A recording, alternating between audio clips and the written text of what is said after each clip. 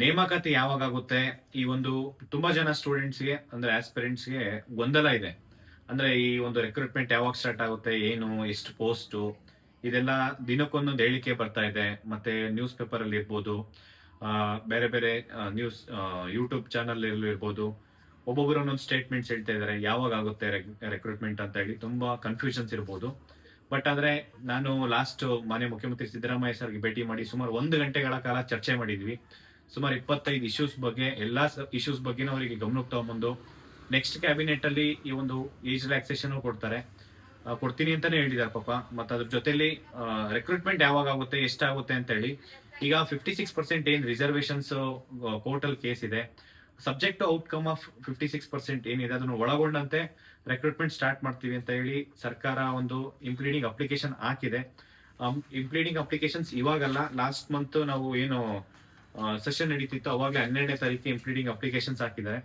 Total 24,300 post ಏನ್ ಇವಾಗ recruitment ಮಾಡ್ತೀನಿ ಅಂತ ಹೇಳ್ತಿದ್ದಾರೆ. Group A, group B, group C, group D ಹುದ್ದೆಗಳು ಎಲ್ಲ ಸೇರ್ಕೊಂಡು. ಮತ್ತೆ ಅದಾದ್ಮೇಲೆ ಈಗ ಒಂದು HK ಪೋಸ್ಟ್ ಏನಿದೆ ಸುಮಾರು 32,000 ಪೋಸ್ಟ್ ಇದೆ. ಅದು 100% ಅಷ್ಟು ಫಿಲ್ ಮಾಡಿ ಅಂತ ಹೇಳಿದಾಗ ಆಲ್ಮೋಸ್ಟ್ ಈ ಒಂದು ಫೈನಾನ್ಷಿಯಲ್ ಡಿಪಾರ್ಟ್ಮೆಂಟ್ ಇಂದ 80% ಅಪ್ರೂವಲ್ ಆಗಿದೆ. ಆಲ್ಮೋಸ್ಟ್ 25,000 ಪೋಸ್ಟ್ ಅಪ್ರೂವಲ್ ಆಗಿದೆ. ಅದು ಕೂಡ ಟೋಟಲ್ ಏನ್ ಓವರ್ ಆಲ್ ಹೇಳ್ಬೇಕಂತಂದ್ರೆ ಆಲ್ಮೋಸ್ಟ್ 56,000 ಪೋಸ್ಟ್ ಇದೆ. ಈಗ 24,300 ಪೋಸ್ಟ್ ಪ್ಲಸ್ 25,000 ಪೋಸ್ಟ್ ಇಮಿಡಿಯೇಟ್ ಈ ಒಂದು ಸಬ್ಜೆಕ್ಟ್ ಔಟ್ಕಮ್ ಆಫ್ ಏನ್ ರಿಸರ್ವೇಶನ್ ಇದೆ ಅದ್ರ ಪ್ರಕಾರ ಏನೋ ಒಂದು ರಿಕ್ರೂಟ್ಮೆಂಟ್ ಸ್ಟಾರ್ಟ್ ಮಾಡ್ತೀನಿ ಅಂತ ಹೇಳ್ತಿದ್ದಾರೆ. ನಾವು ಇಂಪ್ಲೀಡ್ ಆಗ್ತಿದೀವಿ ಆ ಕೇಸಿಗೆ. ಇಂಪ್ಲೀಡ್ ಆಗಿ ಆ ಒಂದು ಏನು ಈ ಒಂದು ಏಜ್ ರಿಲ್ಯಾಕ್ಸೇಷನ್ ಇರ್ಬೋದು, ನೆಕ್ಸ್ಟ್ ಈ ಫಾರ್ ಎಕ್ಸಾಂಪಲ್ ಟೀಚರ್ಸ್ ಇರ್ಬೋದು, ನೆಕ್ಸ್ಟ್ ಅಕಾಡೆಮಿಕ್ ಇಯರ್ ತುಂಬಾ ಅಂದ್ರೆ ಟೈಮ್ ಇಲ್ಲ ಇವಾಗ ಅವರಿಗೆ. ನೆಕ್ಸ್ಟ್ ಒಂದು 3 ಮಂತ್ಸ್ ಬೇಕು ಅವರಿಗೆ ಪ್ರೋಸೆಸ್ ನೋಟಿಫಿಕೇಶನ್ ಮಾಡಿ ಎಲ್ಲ ಪ್ರೋಸೆಸ್ ಮಾಡ್ಬೇಕಂತಂದ್ರೆ. ಫಾರ್ ಎಕ್ಸಾಂಪಲ್ ಇನ್ನು ಒಂದು 3 ಮಂತ್ಸ್ ಅಲ್ಲ 6 ಮಂತ್ ಬೇಕಾದ್ರೂ ತಗೊಂಡ್ಲಿ ಸಬ್ಜೆಕ್ಟ್ ಔಟ್ಕಮ್ ಆಫ್ 56% ರಿಸರ್ವೇಶನ್ ಏನಿದೆ ಕೋರ್ಟ್ ಅಲ್ಲಿ, ನಾವು ಅದಕ್ಕೆ ಕೋರ್ಟ್ಗೆ ನಾವು ಮನವಿ ಮಾಡ್ಕೊಂತೀನಿ. ತುಂಬಾ ಸ್ಟೂಡೆಂಟ್ಸ್ಗೆ ಏನಪ್ಪಾ ಅಂದ್ರೆ ಏಜ್ ಕ್ರಾಸ್ ಆಗ್ತಾ ಇದೆ. ಏಜ್ ಕ್ರಾಸ್ ಆಗ್ತಾ ಇರೋದ್ರಿಂದ ಇಮಿಡಿಯೇಟ್ ರಿಕ್ರೂಟ್ಮೆಂಟ್ ಸ್ಟಾರ್ಟ್ ಆಗಬೇಕು ಅಂತಾನೆ ನಾವು ಮನವಿ ಮಾಡ್ಕೊಂತ ಇದೀವಿ. ನಾವು ಇಂಪ್ಲೀಡ್ ಆಗ್ತಾ ಇದೀವಿ. ಈ ವಿಚಾರವಾಗಿ ಸ್ಟೂಡೆಂಟ್ಸ್ ಯಾವುದೇ ಗೊಂದಲ ಬೇಡ, ದಯವಿಟ್ಟು ಸೀರಿಯಸ್ ಆಗಿ ಓದ್ಕೊಳ್ಳಿ. ಈ ಒಂದು ರಿಕ್ರೂಟ್ಮೆಂಟ್ ಇಮಿಡಿಯೇಟ್ ಸ್ಟಾರ್ಟ್ ಮಾಡೋದಕ್ಕೆ ನಾವೆಲ್ಲ ಪ್ರಯತ್ನನೂ ಮಾಡ್ತಾ ಇದೀವಿ. ಇಲ್ಲ ಅಂತಂದ್ರೆ ಧಾರವಾಡ, ಬೆಳಗಾವಿಲಿ ದೊಡ್ಡ ಮಟ್ಟಕ್ಕೆ ಹೋರಾಟ ಮಾಡ್ಬೇಕಂತ ಎಲ್ಲಾನು ಮಾಡಿದ್ವಿ.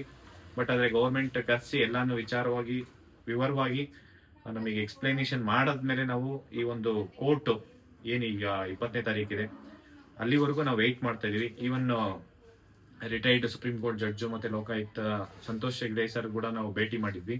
ಭೇಟಿ ಮಾಡಿ ಎಲ್ಲಾನು ಚರ್ಚೆ ಮಾಡಿದ್ವಿ. ಕೋರ್ಟ್ ಅಲ್ಲಿ ಏನ್ ಆಗುತ್ತೆ ನೋಡ್ಕೊಂಡು ಅದ್ರ ಪ್ರಕಾರ ಅವ್ರೇಂತಲ್ಲ ಎಲ್ಲ ಅಂದ್ರೆ ಅವರ ಒಂದು ತುಂಬಾ ಚರ್ಚೆ ಮಾಡಿದಾಗ ಸ್ಟೂಡೆಂಟ್ಸ್ ಪರವಾಗಿರೋ ಕಾಳಜಿ, ನಮ್ಮ ಸಮಾಜದ ಮೇಲೆ ಇರೋ ಕಳಕಳಿ, ತುಂಬಾ ಒಳ್ಳೆ ವ್ಯಕ್ತಿ ನಾವು ಮೀಟ್ ಮಾಡಿ ಚರ್ಚೆ ಮಾಡಿದಾಗ ಅವರು ಅಷ್ಟೇ ಇದನ್ನ ಹೇಳಿದ್ದು, ಕೋರ್ಟ್ ಅಲ್ಲಿ ಏನ್ ಬರುತ್ತೆ ನೋಡ್ಕೊಂಡು ಫರ್ದರ್ ನಾವು ಬೇಕಾದ್ರೆ ಡಿಸೈಡ್ ಮಾಡೋಣ ಅಂತ ಹೇಳಿದ್ದಾರೆ.